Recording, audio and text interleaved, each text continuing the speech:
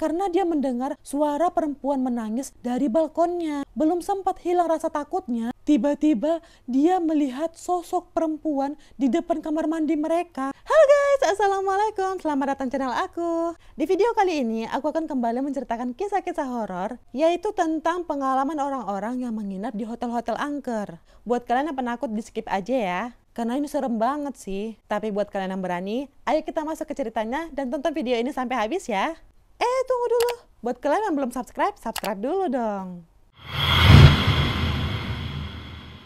Cerita ini dialami oleh seorang pria, kita sebut aja namanya Aldi ya. Jadi saat itu Aldi dan temannya sedang liburan ke Bandung. Kita sebut aja nama temannya Bayu. Dan mereka berencana untuk menginap di salah satu hotel di sana. Untuk nama dan tempat mohon maaf nih, aku nggak bisa sebutkan ya. Hotel ini termasuk mewah dan ramai pengunjung karena dekat sama alun-alun kota Bandung. Setelah mereka berjalan-jalan seharian, mereka pun langsung menuju hotel untuk check-in nih. Sesampainya di hotel, Aldi ngerasa kok suasananya kayak kurang nyaman. Hawanya seperti lembab dan panas. Ada juga platform atapnya yang terlihat remuk seperti habis terbakar. Perasaan si Aldi saat itu sebenarnya udah nggak enak. Tapi karena udah terlanjur booking juga, akhirnya dia mencoba untuk membuang pikiran negatifnya. Dan berusaha untuk berpikir semua baik-baik aja tuh. Udah tuh kan? Setelah check-in, Aldi dan Bayu menuju kamar yang sudah ditentukan. Mereka melewati lorong yang cukup gelap dan lembab. Tiba-tiba si Aldi ini tercium bau hangus seperti ada yang terbakar. Aldi pun saat itu langsung nanya tuh sama staf yang gak jauh dari mereka.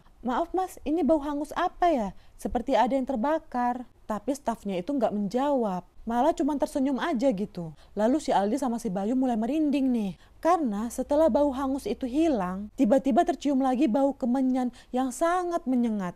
Akhirnya si Aldi sama si Bayu cepet-cepetlah jalan ke kamar mereka ya kan. Setelah sampai di kamar, mereka saling merapikan barang masing-masing, terus mandi, lalu pergi bersiap-siap untuk mencari makan keluar. Sekalian nongkrong lah ya kan. Setelah itu gak berapa lama mereka pun kembali ke hotel untuk beristirahat. Udah nih, gak ada lagi hal-hal aneh yang terjadi. Tidurlah mereka ya kan. Tapi saat jam menunjukkan jam 3 dini hari, Aldi tiba-tiba terbangun karena ngerasa seperti ada yang terlempar ke dadanya. Dia ngerasa sesak, panas, dan kesakitan saat itu. Makanya dia terbangun. Tapi anehnya, saat dia mencari-cari benda apa yang terlempar ke dadanya, dia nggak menemukan apa-apa. Terus si Aldi mau bangunin si Bayu tuh.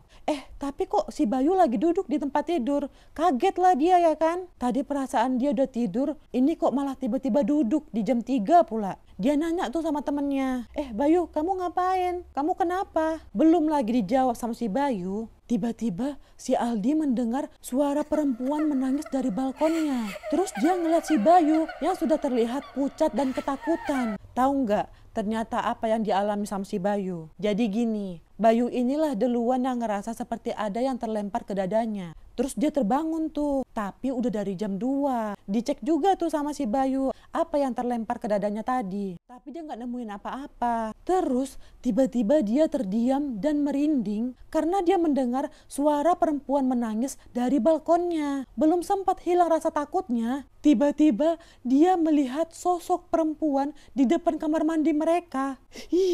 Keesokan harinya, setelah bangun, mereka langsung bergegas dan meninggalkan hotel itu. Setelah sampai di rumah, Aldi mencari tahu tuh di Google tentang hotel yang mereka tempati. Dan Aldi menemukan info, ternyata hotel yang mereka tempati itu pernah terjadi insiden kebakaran hebat dan memakan 3 orang korban terpanggang hidup-hidup di hotel tersebut. Semenjak itulah hotel itu menjadi angker.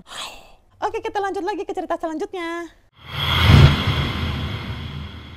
Jadi cerita ini dialami 2 orang wanita, kita sebut aja namanya Siva dan Nisa ya. Saat itu mereka sedang ada pekerjaan di Anyer, sehingga mau nggak mau mereka harus nginap tuh di sana. Kita nggak usah sebutkan nama hotel dan lokasinya ya. Pokoknya hotel ini termasuk mewah dan terbesar di Anyer. Perjalanan mereka dari Bandung ke Anyer itu memakan waktu sekitar 8 jam. Setelah sampai di Anyer, mereka pun langsung memutuskan untuk ke hotel karena udah kelelahan. Udah tuh mereka check-in dan menuju kamarnya. belakangnya. Ya namanya hotel pasti harus melewati lorong-lorong ya kan. Terus si Syifa ini mendengar seperti ada suara langkahan kaki di belakangnya. Padahal nggak ada tadi orang di belakangnya. Dan Nisa saat itu juga ada di depannya. Berarti yang di belakang siapa? Udah tuh mereka buka kamar. Mereka langsung mencium seperti bau lembab di kamar itu. Yang bikin kurang nyaman lah katanya. Mungkin juga karena AC-nya belum dihidupkan kali ya. Jadi ya udahlah mereka nggak mau mikir macam-macam. Terus karena udah capek kali juga. Mereka pun nggak mau menghiraukan itu. Yang penting bisa tidur dulu lah pikir mereka gitu. Udah kan, mereka pun langsung bersih-bersih dan lanjut mau tidur. Si Syifa ngeliat tuh, si Nisa cepat kali udah tidur. Mungkin karena udah kecapean kali ya. Yaudah lah kan, si Syifa juga merem karena dia juga udah capek kali rasanya.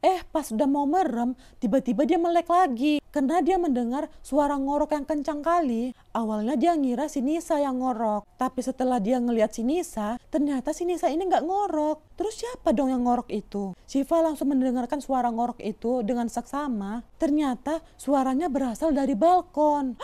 Syifa makin deg-degan lah ya kan. Dia langsung mengambil bantal dan menutup kupingnya dan berusaha untuk tidur. Akhirnya nggak berapa lama Syifa pun tertidur. Keesokan harinya dia terbangun tuh. Terus ngeliat si Nisa baru keluar dari kamar mandi. Si Nisa saat itu langsung menyuruh si Syifa untuk mandi. Karena udah siang kali juga ya kan. Saat itu si Syifa duduk dulu tuh. Ngumpulin nyawa lah biasa baru bangun. Lalu dia mengambil HP-nya. Terus jalan ke dapur untuk bikin teh. Tiba-tiba si Nisa ini kok nelpon. Mikirlah si Syifa ya kan. Ini anak ngapain nelpon? Kan tinggal ngomong. Orang jaraknya juga nggak jauh.